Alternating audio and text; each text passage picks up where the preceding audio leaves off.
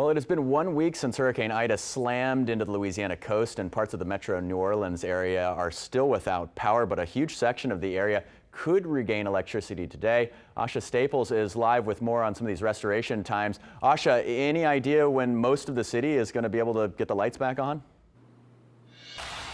Well, they say by at least Wednesday, much of the area is expected to see restoration. So we do have a list of locations and dates on our website for you guys to be able to check out where you live and where you can expect when your power will be restored. You should also sign up for their text service. I know I received a text message this past Friday letting me know in my area where I will be getting power, and they did say Wednesday. So fingers crossed for that. But it is going to be some time for the power to be restored for much parts of our region. But the New Orleans City Council President, Helena Morena, sent a letter to Energy CEO Deanna Rodriguez asking that the energy provider to not pass the cost of its recovery efforts to its residents here in the city of New Orleans. Moreno says the city wants to help Entergy cover recovery costs using state and federal assistance instead, as well as a storm reserve fund set up after Hurricane Katrina, which now has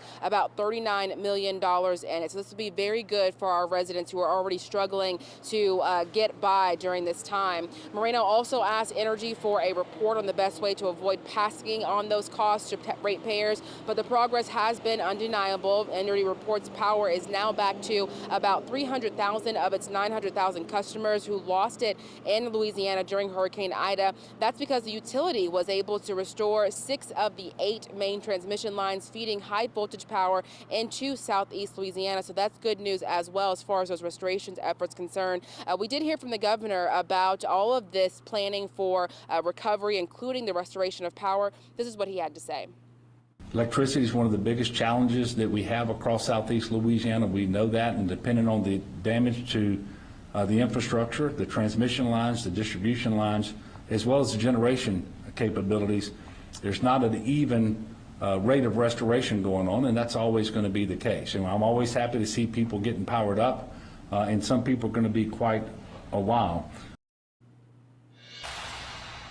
So still some ways to go, of course, but those power estimates can be off just a little bit. It just depends on the crewmen and their assessments when they do go to those hard-hit areas. Again, we do have a timeline on our website for you to see where you live and where that power restoration is supposed to happen in your area. Again, that is on WWLTV.com. For now, reporting live in Uptown, Asha Staples, Eyewitness News.